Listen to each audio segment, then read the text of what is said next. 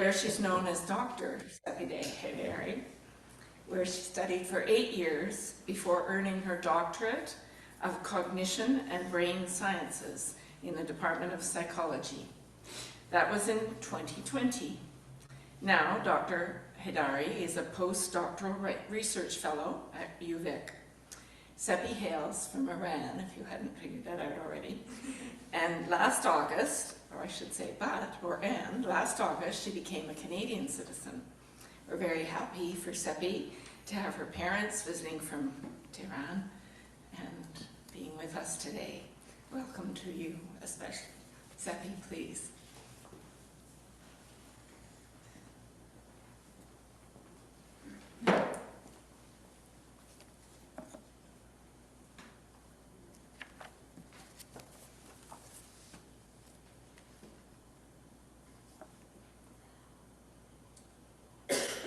Thank you, Karen, for that introduction. Salam and Norwruz Piruz to all of you here, everyone on Zoom, and those of you who will be watching a recording of this service. As Karen said in her introduction, I'm from Iran, on the other side of the world. Long before there were Muslims, long before there were Christians, and even before there were Jews, people in Iran, Afghanistan, and northern India were marking New Year as the start of spring, as Norwruz. Today I want to talk about the ancient and modern festival of Norwruz. Speaking of Norwruz is not as easy as I thought it would be. This ancient tradition has existed for more than 3,000 years and possibly beyond that, and is celebrated today with the same vigor and passion that it used to be celebrated when I was a kid, when my parents were kids, and for time immemorial. For 300 million people around the world, Norwruz is the beginning of a new year. Norwruz is a compound noun made up of the words no, meaning new, and ruz, meaning day. It means new day, new year, new beginning. And what a beginning this Norwruz is. I am thrilled that after 11 years, I get to celebrate this ancient event with my parents here in Victoria, even if it meant that selfishly I took away their presents from my siblings. But, well, haha. Today I will talk about 3 things. I will give an introduction to Norwruz and its history. I will then share some of the traditions and activities that Iranians do around this holiday. And finally, I will talk about the message of Norwruz and its relevance to our UU principles and sources and our world today. Norwruz is a holiday marking the arrival of spring in the northern hemisphere and the first day of the year in Iran, whose solar calendar begins with the vernal equinox. What I love about Norwruz is that it is not an arbitrary event. It is not based on a person or a place. Religion, ethnicity, race, class, or politics have nothing to do with it. Norwruz is a celestial event. It marks a specific time of the year when the sun's rays hit the equator precisely at a right angle at the time of the vernal equinox. At this time, the length of the days and nights are equal. This is why the exact time that we enter the new year is measurable down to seconds. The day of Norwruz has its origins in the Iranian religion of Zoroastrianism and is thus rooted in the traditions of the Iranian peoples. Over the years, Norwruz has turned into a secular festival, celebrated worldwide due to its universal aspects attributed to nature and human instincts. The Iranian scientist Khaja Nasir-ad-Din Tusi reformed the Iranian calendar and defined Norwruz in the calendar as the day on which the sun entered Aries, the first astrological sign in the zodiac. Norwruz is therefore the first day of Farvardin, the first month of the Iranian solar calendar, which is the official calendar in use in Iran and Afghanistan today. No matter where you are in the world, every person starts the solar new year at the same time. For example, this year, the equinox occurs on Monday, March 20th of the Gregorian calendar, at 2:24:28 p.m. in Victoria. This means that Norwruz arrives at 5:24 p.m. in Toronto, 10:24 p.m. in London, UK, and 24 minutes past midnight in Tehran on March 21st. This festive celebration promotes peace, prosperity, and solidarity by emphasizing on our pluralistic identities. Norwruz originated in the geographical area called Persia in the Middle East and Central Asia, today referred to as Iran. Norwruz is mainly celebrated by countries along the Silk Road. Norwruz announces the arrival of spring and the rebirth of nature. References to Norwruz and spring, literally and figuratively, are prevalent in Persian literature, poetry, and Sufism. The return of the spring has a great spiritual significance, symbolizing the triumph of good over evil and joy over sorrow. One interesting aspect of Norwruz is its tenacity and resiliency to stay central as the most important holiday in Iran throughout history. Similar to Norwruz, the Persian language has survived invasions by Greeks, Mongols, and Arabs.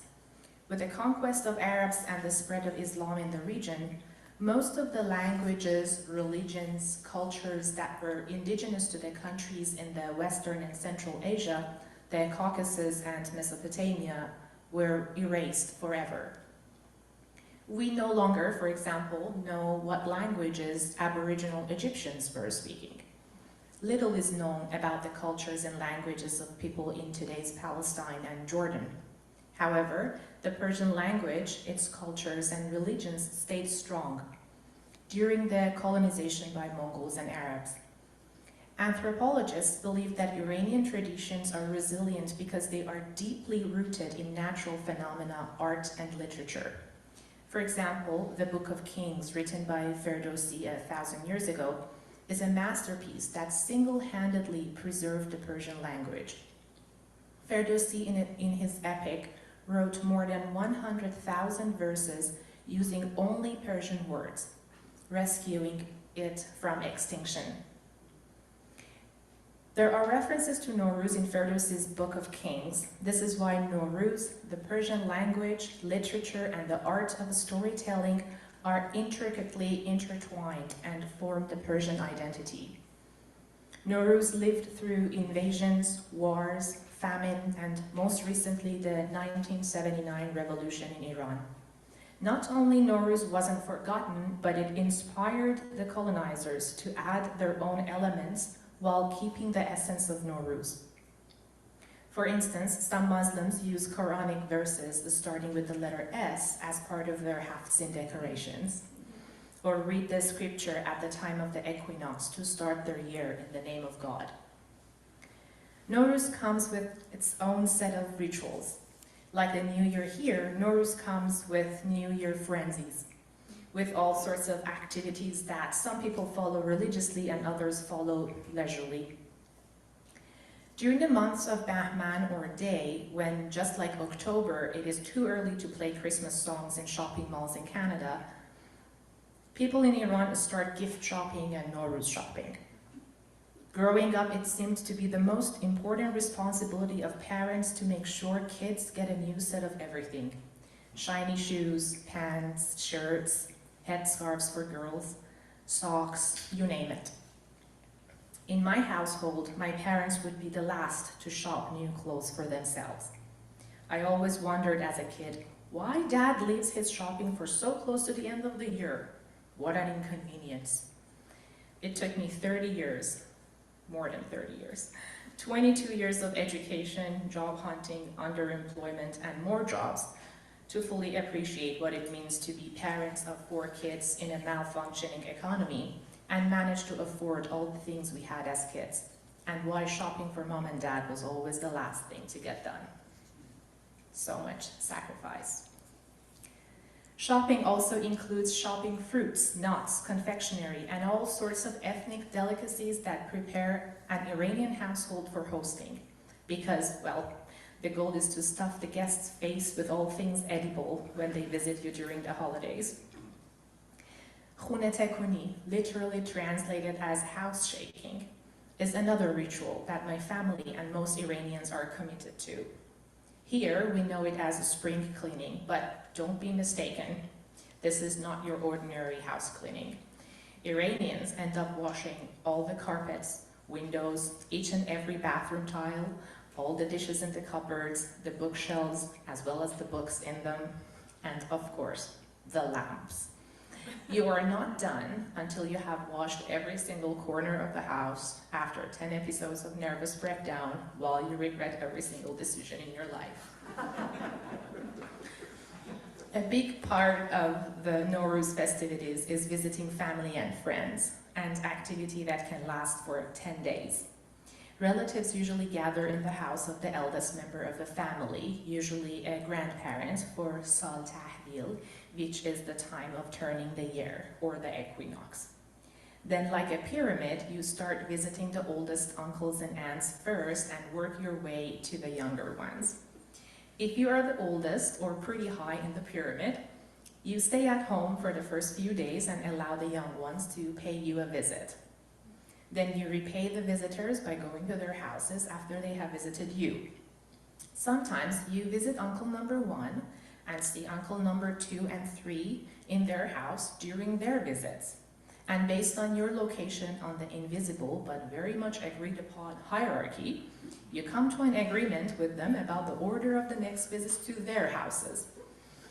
It is quite comical and fun-loving, and at the same time, this can be a source for lots of misunderstandings and hurt if one person feels that they were not respected according to the rules of the pyramid of respect.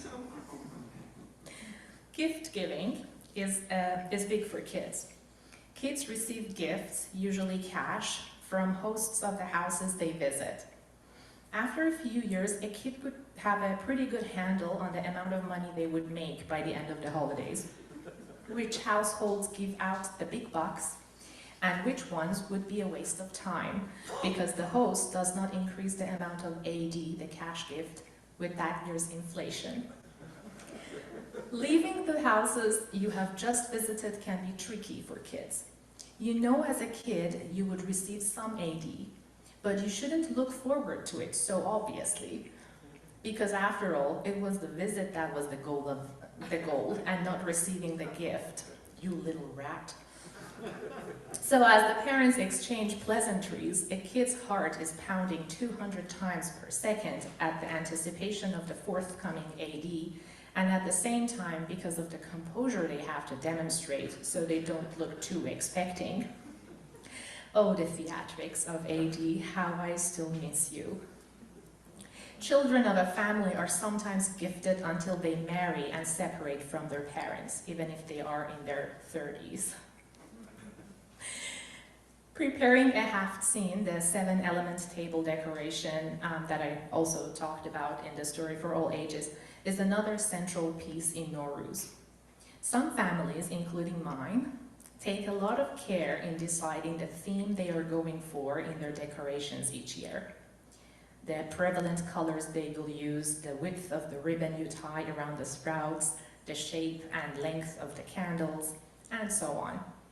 There are so many ways to get creative with your haftzin decoration. You can use flowers, candles, colorful eggs, go rustic, modern, classic, traditional, handmade, pre-made, elaborate, or simple. The sky is the limit. And what great pleasure it is when your brother-in-law's cousin's great-aunt comes for a visit and gives you a compliment for your haftzin, a badge of honor. Enough to encourage you to go through all of the same crap you went to find that silky satin ribbon you used around your tulips. A few days before Norwruz, Iranians celebrate Charshanbe Suri, or Bonfire Festival.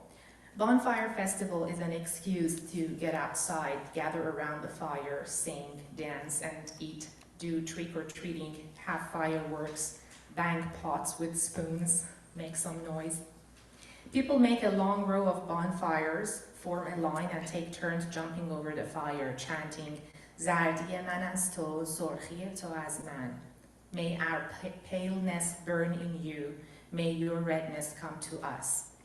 This is how we let go of all the hardships and darkness in the year that passed, burning them away in the fire and welcoming new days, new wishes, new hopes with fire in our hearts.